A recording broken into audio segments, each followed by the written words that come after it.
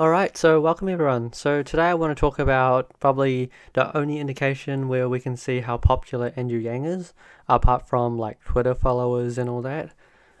So usual like the polling that I've seen so far, like it's usually showing Andrew Yang at 1 or 2%, and I want to question those. Like, how believable are these, especially when all these agencies are actually big corporates working so that they can get their specific candidate in, but probably not a candidate that's trying to interrupt what they're doing.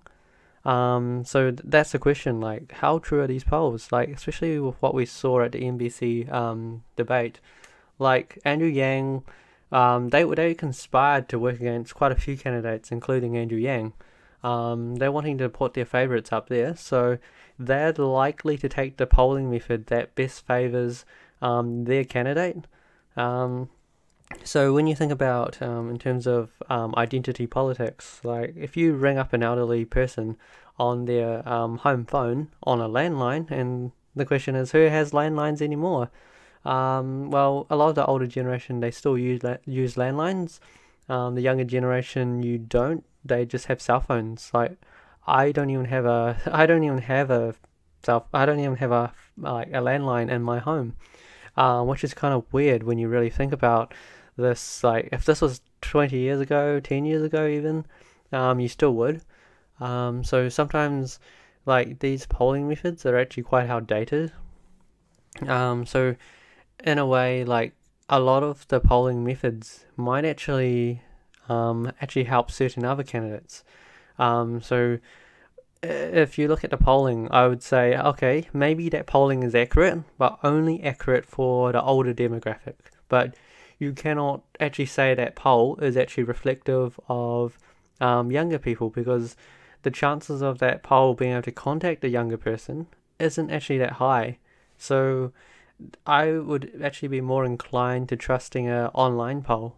Like an online poll actually accesses more of the younger voters, just because they just have so much more access and understanding for the internet, and that's where you're really able to reach them. So this poll here I'm showing you, like I think this is the real poll. Like this is for what Democrats think. So as you see, Trump's included. Like he's really not popular with Democrats, and that's probably normal. He's popular with Republicans, so that's why he still has a chance of re-election based on how popular Republicans are. So the reason you want Democrats to unite is because if you don't unite, it's very hard to win this presidency, especially since Republicans are actually very, in a way, faithful to Trump. I don't know why.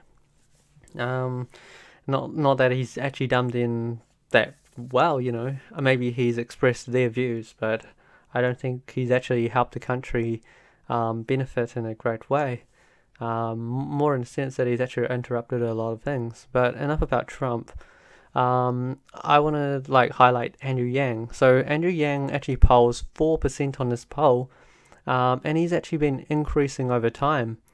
So I'm actually in favor that I think the real percentage of Andrew Yang's votes is probably at least 4%. So, and that's the thing, like, you can see Elizabeth Warren is on there, Bernie Sanders is on there in terms of popularity. Joe Biden's actually not that popular. So you might be thinking, okay, why is Joe Biden not as popular on this poll, whereas he's extremely popular on the other polls, which in a way, as I take it back to my first point, that those polls are more biased towards trying to find voters in favor of him. So those polls might actually, be finding voters, especially that would support Biden. Hence why he's polling at over 30% in a lot of cases.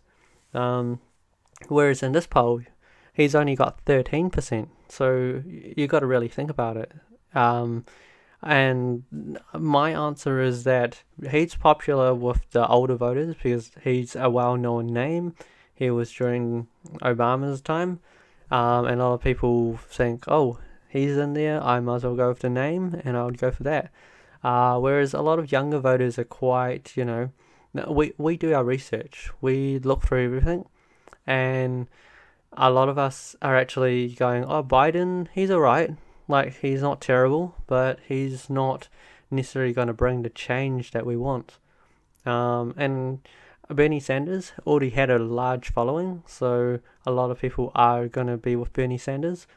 Um, and the thing is, a lot of people have never heard of Andrew Yang, so they kind of it kind of just takes time for this information to cycle through, and over time, as people start to understand what he represents, then basically they're gonna be, oh, actually, hey, he's actually quite an interesting character, and he's actually trying to do a lot of good. And also, like, Tulsi's just right behind him at 2%. Yeah, so like in other polls, she doesn't poll high. Like in other polls, she's usually like less than 1% in a lot of cases. So if you think about it, she's actually quite popular, especially when you go online. Like you go online and there's the whole Yang and Gabbard, like those two would make a great team, between innovative ideas and experience on running in the government. So it's a matter of, like, whose poll do we believe? And I believe this poll more because I think it really reflects at least what I've been seeing online. But maybe we would probably have to mix those polls up. Like, I think the other polls that are done by like CNN and The Economist and whatnot, like those polls really favour the old way of surveying, whereas this poll favours the new way of surveying, which is through the internet. So I'd say probably in a way the most accurate figure would be probably the mashup of the two. So maybe I would say Andrew Yang's probably maybe around 3% or even 4%. But I wouldn't. Yeah, I would say like a lot of people who they poll, a lot of them wouldn't have heard of Andrew Yang. So the fact that he polls 1 or 2% on those polls is actually means he's actually quite a strong candidate if he's polling that high in terms of really biased polls.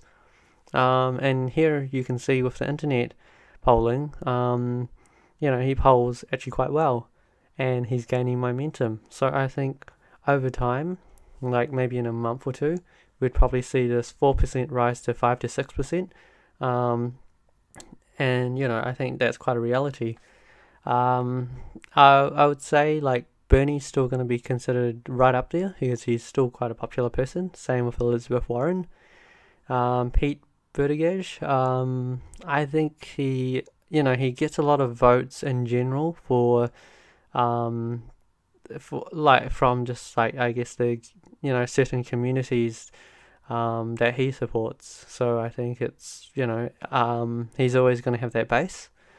So and for Joe Biden, I think he's like the choice that people will go to if they don't know what else they want to choose. And currently, it's still really early in the race. Like we're talking that the election's still it's still like a year before the election. Of course, we've still got like the earlier stuff to nominate the candidates like in 8 months' time. So in terms of that, Andrew Yang has to make more ground in the debates that are coming up. He's qualified for at least 3 more debates, so he really has to make himself be heard. Like if this next debate, someone tries something, I'd really say people have to fight for democracy. People have to do something about it, and they can't just sit idly by. At the end of the day, like I think Andrew Yang would do a great job, but democracy has to dictate, or else if we don't have the freedom to vote, without someone trying to like force us to choose a certain way, at the end of the day, I think we should have freedom of choice. So no matter what other people choose, I would respect that. But I would say you have to vote. Like you have to vote with full knowledge. Like you can't just vote on the candidate that you have the most knowledge on. That's just not fair on that's not democracy. Like democracy is being full in knowledge, and that matters. And also I want to allude to you, like, this poll has 229,000 people voting. Like, that's a lot of people. Like, those other polls, they probably just have 1,000 people voting. So, like, I've got to mention that, like, there's this big disparity. Like, there's a big difference in the terms of numbers that these polls have. Like, this poll has, a couple of 100,000 voters. The other poll has, like, a couple of hundred, at most 1,000 voters. Like, the polling methods aren't going to go, like, that far. They tend to just do the certain sampling and then base it on that with a margin of error. But and it's a question, what poll would you find more accurate? The one that has possibly 1,000 times more people voting, or the one that's just possibly biased and possibly has such a small sample size that would be actually questioning the accuracy of it? So let me know what you think of this poll. Like, would you believe this internet poll, or would you believe the other polls done by the so-called established news agencies? Alright, so until next time, thanks for watching this, and appreciate that.